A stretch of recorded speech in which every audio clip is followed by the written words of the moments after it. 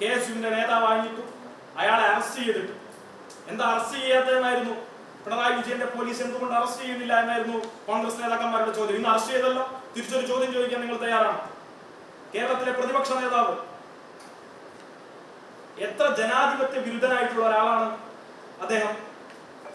കൈരളി എന്ന മാധ്യമത്തെ തുറന്ന് ആക്രമിക്കുമ്പോൾ നിങ്ങൾ എല്ലാവരും കേട്ടു നിൽക്കുകയായിരുന്നില്ലേ? നിങ്ങളോടായിരുന്നില്ല അത് എന്നതുകൊണ്ടാണ്. കൈരളി പറഞ്ഞാൽ KSU ആവില്ല എന്നായിരുന്നു. കൈരളി പറഞ്ഞ് KSU ആവണ്ട. എന്നാൽ ഈ ഫോട്ടോകളും ഈ സത്യങ്ങളും അവർ KSU ആണെന്ന് തെളിവാക്കുന്നു. അത് ഭൂമുഖത്ത് എത്ര തവണ നിങ്ങൾ മറച്ചു വെച്ചാലും സത്യം പുറത്തു വരും.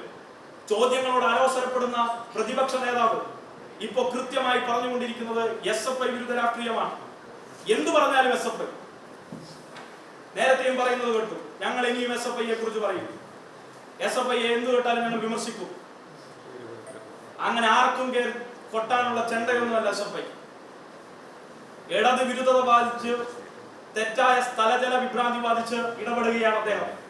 ഒരു ഘട്ടത്തിൽ പോലും VD സതീശന്റെ എല്ലാ ആരോപണങ്ങളും അങ്ങേയറ്റ അവജ്ഞയോടുകൂടി തള്ളിക്കളയുക. രാഷ്ട്രീയ കേരളത്തിൽ നിലവാരം പുലർത്താത്ത നേതാവാണ് VD സതീശൻ. അദ്ദേഹം പറയുന്ന കാര്യങ്ങൾ ആ നിലയിൽ തന്നെ ജനം തള്ളിക്കളയും. SFIയുടെ തലയിൽ കെട്ടിവെച്ച് SFIയുടെ ക്രെഡിബിലിറ്റിയും വിശ്വാസ്യതയും വിദ്യാർത്ഥികൾക്കിടയിലെ സ്വീകാര്യതയും ഇല്ലാതാക്കാമെന്നുള്ളതായിരിക്കും പുതിയ അജണ്ട. ആ അജണ്ട ഇതുകൊണ്ടൊന്നും വിജയിക്കാൻ വേണ്ടി പോകുന്നില്ല. ഒരു ഘട്ടത്തിലും ഞങ്ങൾ അതിനെ അനുവദിക്കുകയില്ല. കേരളത്തിൽ അങ്ങോളം ഇങ്ങോളം ഞങ്ങൾക്ക് കൃത്യമായി ലഹരിയുമായി ബന്ധപ്പെട്ട് കേരളത്തിലെ ക്യാമ്പസുകളിൽ ഞങ്ങൾക്ക് നിലപാടുണ്ട്. ആ നിലപാട് ഞങ്ങൾ എവിടെയും പണയം വെച്ചിട്ടില്ല. മരട് അനീഷന്മാരുടെയും അതോടൊപ്പം തന്നെ ലഹരി മാഫിയ സംഘങ്ങളുടെയും കൂട്ടുകാരായിട്ടുള്ള നിങ്ങളുടെ ശിഷ്യന്മാരെ നിങ്ങൾ പോയി ക്ലാസ് എടുത്തു കൊടുക്കണം, ഞങ്ങൾക്ക് വേണം. അതിനോടൊപ്പം തന്നെ കൂട്ടി വായിച്ചത് എന്താ? SFIയെ നിരോധിക്കണമെന്ന് പറഞ്ഞ് തൊട്ടപ്പുറത്ത് മറ്റൊരാൾ വന്നു. ആര്? രമേശ് ചെന്നിത്തല. രമേശ് ചെന്നിത്തലയുടെ പ്രശ്നം ഇപ്പോൾ ഞങ്ങൾക്ക് മനസ്സിലായിട്ടുണ്ട്. രമേശ് ചെന്നിത്തല ഇപ്പോൾ പറഞ്ഞുകൊണ്ടിരിക്കുന്ന പ്രധാനപ്പെട്ട ഒരു കാര്യം, ബഹുമാനപ്പെട്ട മുഖ്യമന്ത്രി SFIയുടെ കേരള സംസ്ഥാന സമ്മേളനത്തിന്റെ പൊതുസമ്മേളനത്തെ അഭിസംബോധന ചെയ്തുകൊണ്ട് നിങ്ങൾ ഈ നില തുടരണമെന്ന് പറഞ്ഞപ്പോൾ അതിന്റെ മുഖ്യമന്ത്രി പറഞ്ഞതാണ് ശരിയെന്നൊക്കെ പറഞ്ഞ് വലിയ നിലയിൽ ഉപദേശിക്കുന്നത്.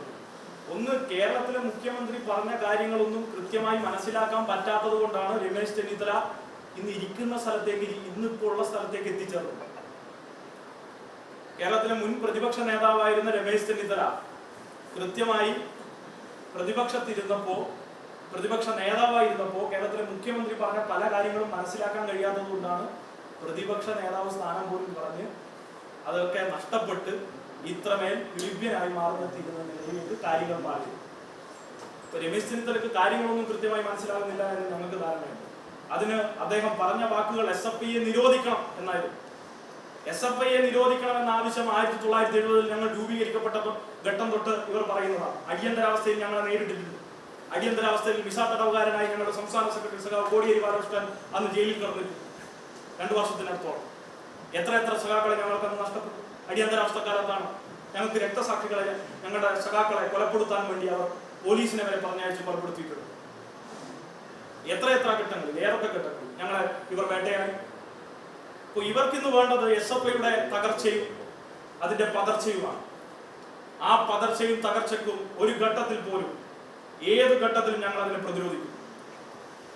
ലഹരി മാഫിയ സംഘങ്ങളെ, ഞങ്ങൾക്കെതിരെ നടത്തിക്കൊണ്ടിരിക്കുന്ന ഈ അധമ വലതുപക്ഷത്തിന്റെ അക്രമങ്ങളെ ഏത് ഘട്ടത്തിലും ഞങ്ങൾ പ്രതിരോധിക്കും, അതിനെ ചെറുത്തു തോൽക്കും. ഇപ്പൊ ഈ വാർത്തകൾ മുഴുവൻ നോക്കിയാൽ ഇന്ന് കേരളത്തിലെ 3 മന്ത്രിമാർ കഴിഞ്ഞ 2 ദിവസങ്ങളിലായി പ്രതികരിച്ചു. ഒന്ന് സഖാവ് P രാജീവ്, മുഹമ്മദ് റിയാസ്, MP രാജേഷ്. ഇതിനൊരു കൂട്ടായ പരിശ്രമത്തിൽ മറികടക്കേണ്ടതും ഇതൊരു സാമൂഹ്യ വിപത്താണെന്നും കൃത്യമായി അഭിസംബോധന ചെയ്തു. അവർ ഒരു ഘട്ടത്തിലും ഏതെങ്കിലും വിദ്യാർത്ഥി സംഘടനയുടെ മുഖത്തേക്ക് ഒരു കരിവാരി തേച്ച് അതിനെ ഒരു പ്രശ്നമാക്കി ഉയർത്തി കാണിക്കാൻ ശ്രമിച്ചിട്ടില്ല. യഥാർത്ഥ വിഷയത്തിൽ നിന്നുകൊണ്ട് കാര്യം പറഞ്ഞു. ഇവിടെ യഥാർത്ഥത്തിൽ നോക്കിക്കഴിഞ്ഞാൽ അങ്ങനെയുള്ള വാദപ്രതിവാദങ്ങൾക്കാണ് പോകുന്നതെങ്കിൽ യഥാർത്ഥത്തിൽ 3 KSU നേതാക്കന്മാർ ഇപ്പോൾ ജയിലിലാണ്. 3 KSU നേതാക്കന്മാർ. അതിനെക്കുറിച്ച് ഒരക്ഷരം മിണ്ടിയിട്ടില്ലല്ലോ. 3 KSU നേതാക്കന്മാർ ജയിലിലായിട്ടും ഒരക്ഷരം മിണ്ടിയിട്ടില്ല. കേരളത്തിൽ തെറ്റായ ചർച്ച സൃഷ്ടിക്കാൻ ശ്രമിക്കുകയാണ്. എന്നാൽ ആ ഘട്ടത്തിലും ഈ മന്ത്രിമാരെന്ത് പറഞ്ഞു? കൂട്ടായ പരിശ്രമത്തിൽ ഇതിനെ മറികടക്കാൻ കഴിയണം, ഇതൊരു സാമൂഹ്യ വിപത്താണ്. ഞങ്ങളും ആദ്യഘട്ടത്തിൽ തന്നെ കൃത്യമായി പറഞ്ഞു. എന്നാൽ ഇതിനെയൊക്കെ മറികടന്നുകൊണ്ടും ഇത് തിരിച്ചറിഞ്ഞാണ് മാധ്യമങ്ങൾ ഇടപെടുന്നത് ഞങ്ങൾക്ക് ധാരണയുണ്ട്. ഇനി KSU എന്ന് പറഞ്ഞാൽ ശരിയാവില്ല എന്ന് മനസ്സിലാക്കിയിട്ടാണ് ഇന്നിപ്പോൾ അറസ്റ്റിലായിരിക്കുന്നവർ മുൻ വിദ്യാർത്ഥികളുമാണ് എന്ന് കൃത്യമായി എഴുതി ചേർത്തത്. നിങ്ങളോടൊക്കെ ഞങ്ങൾക്കുള്ള അങ്ങേയറ്റ പ്രതിഷേധം എന്നുള്ളത് VD സതീശൻ പറയുന്നതെല്ലാം കേട്ട് അതുപോലെ തിരികെ വിരണ്ടി വന്നവരായി തീർന്നല്ലോ കേരളത്തിലെ മാധ്യമങ്ങൾ എന്നുള്ളതാണ്. ഒരു ചോദ്യം ചോദിക്കാൻ പോലും നിങ്ങൾ തയ്യാറായിട്ടില്ല. ഒരു ചോദ്യം അങ്ങോട്ട് ചോദിക്കാൻ നിങ്ങൾക്ക് കഴിയുന്നില്ല.